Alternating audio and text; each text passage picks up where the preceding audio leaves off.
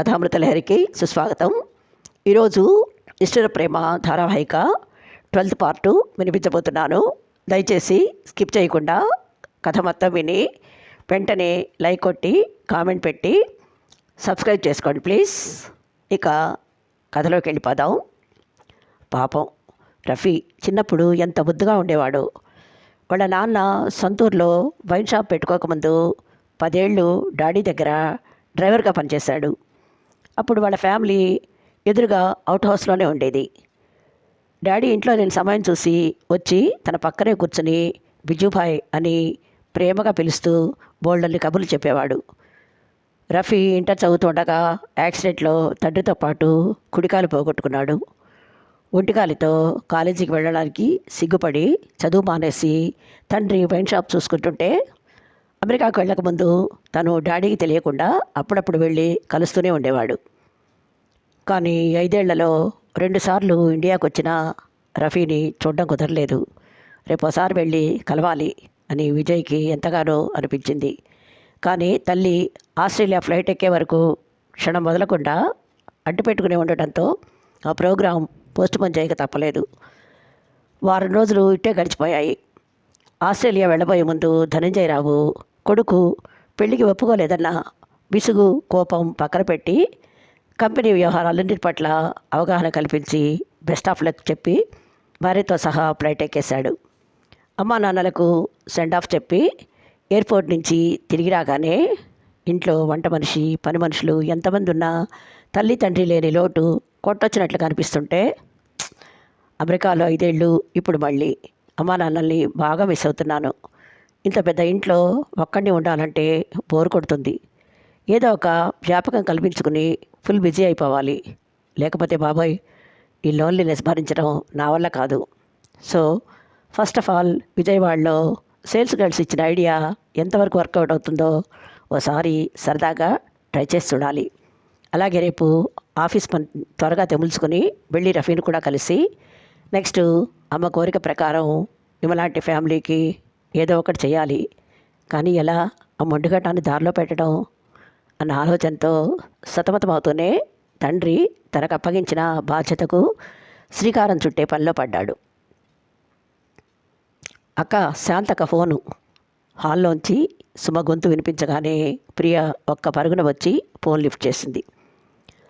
అవతల నుంచి శాంతి, హాయ్ ప్రియ, ఎలా ఉన్నావు? మొన్నేదో ఇంటర్వ్యూకి వెళ్తున్నానని చెప్పావు, ఏమైంది? కాయా పండా? కుతూహలంగా అడుగుతుంటే ప్రియ చిరాగ్గా, చిచి ఇంకా జాబ్ ఊసెత్తకే, తలుచుకుంటేనే నాకు ఒళ్ళంతా కంపరంగా ఉంది. ఇంటర్వ్యూ చేసిన రాస్కెల్ నన్ను మింగేసేలా చూస్తూ ఏమన్నాడో తెలుసా? వావ్, అచ్చు ఏంజల్లా ఉన్నావు, ఈ జాబ్ నీకు అస్సలు సూట్ అవ్వదు, నా పిఏకి అపాయింట్ చేస్తాను, అడిగినంత శాలరీ ఇచ్చి ఏ లోటు లేకుండా నిన్ను పువ్వులో పెట్టి చూసుకుంటానంటూ పిచ్చి పిచ్చిగా వాగాడు. వాడి గూబ పగిలేలా ఒక్కటివ్వాలనిపించింది. కానీ పేదవాళ్ల కోపం పెదవికి చేయటని నన్ను నేను కంట్రోల్ చేసుకుని గుడ్ బై చెప్పి వచ్చేసాను. ఏంటోనే బ్యాడ్ లక్, ఎంత ట్రై చేసినా ఏది కలిసి రావట్లేదు దిగులుగా చెప్పింది. శాంతి నవ్వుతూ, పోలే ఆ జాబ్ రాకపోవడమే మంచిదైంది. నువ్వు కోరుకున్న లెక్చరర్ పోస్టు ఇక్కడ రెడీగా ఉంది. ఆ గుడ్ న్యూస్ చెప్పాలనే నీకు ఫోన్ చేశాను. సారథికి తను చదివిన కాలేజీలో ఎకనామిక్స్ లెక్చరర్ వేకెన్సీ ఉందని తెలిసింది. వెంటనే ప్రిన్సిపాల్ దగ్గరికి వెళ్ళి నీ వివరాలన్నీ చెప్పి ఆ జాబ్ నీకు చాలా అవసరమని రిక్వెస్ట్ చేశాడు. ఆయనకు మా ఆయనంటే చాలా అభిమానం. అందుకే అడగగానే ఓకే చేసి రేపు 10ంటికి ఇంటర్వ్యూకి రమ్మని చెప్పారు.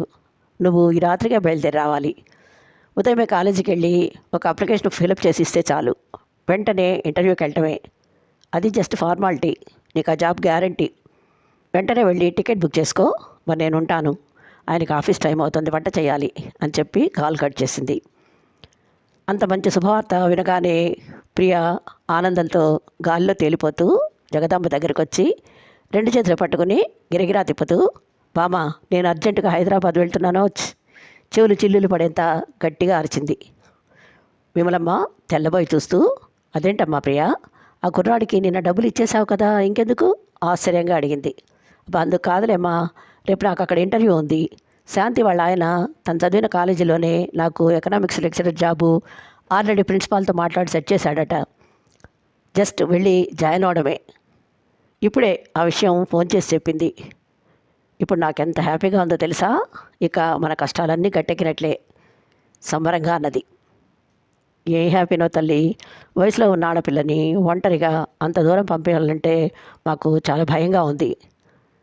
అత్తాకోడళ్ళిద్దరూ ఒకరికొకరు వద్దపాడారు. వెంటనే ప్రియ, భయం ఎందుకు? శాంతి వాళ్ళ ఆయన ఉన్నారు కదా. నా ఫ్రెండ్ నన్ను కంటికి రెప్పలా చూసుకుంటుంది తెలుసా. నాకే ఓ పక్క జాబ్ రాబోతుందని సంతోషంగా ఉన్నా మిమ్మల్ని వదిలేసి వెళ్ళాలంటే ఎలాగో ఉంది అంటూ మొహం చిట్లించింది. అక్క మొహంలో దిగులు చూసి వెంకీ నవ్వుతూ, డోంట్ వరీ అక్క, లైన్ కింగ్లా నేను ఆల్సేషన్ డాగ్ లాంటి బామ్మ ఉండగా నీకెందుకు టెన్షన్? అన్నీ మేము చూసుకుంటాం కదా. బట్ వన్ కండిషన్, నీకు జాబ్ రాగానే నాకు క్రికెట్ బ్యాట్ కొనివ్వాలి ఆశగా అడిగాడు. ప్రియ నవ్వుతూ తమ్ముడి బుగ్గ మీద ఓ ముద్దు పెట్టి, ఓ అలాగే, నీకే కాదు ఫస్ట్ శాలరీ తీసుకోగానే ఇంట్లో అందరికీ కొత్త బట్టలు కొనిస్తాను, సరేనా? ముందు నన్ను టికెట్ బుక్ చేసుకుని రాని అనేసి గబగబా చెప్పులు వేసుకుని హుషారుగా బయటికి నడిచింది. కానీ వెళ్ళబోయే ముందే తన హైదరాబాద్ ప్రయాణం గురించి వెంకీ విజయ్కి ఫోన్ చేసి అన్ని వివరాలు పూసగుచ్చినట్లు చెప్తాడని అస్సలు ఊహించలేదు. కథ విన్నారు కదా. ఈ ఎపిసోడ్ ఇంతటితో ముగిస్తున్నాను. త్వరలో మరో ఎపిసోడ్తో మీ ముందుంటాను. అంతవరకు సెలవు. Thank you.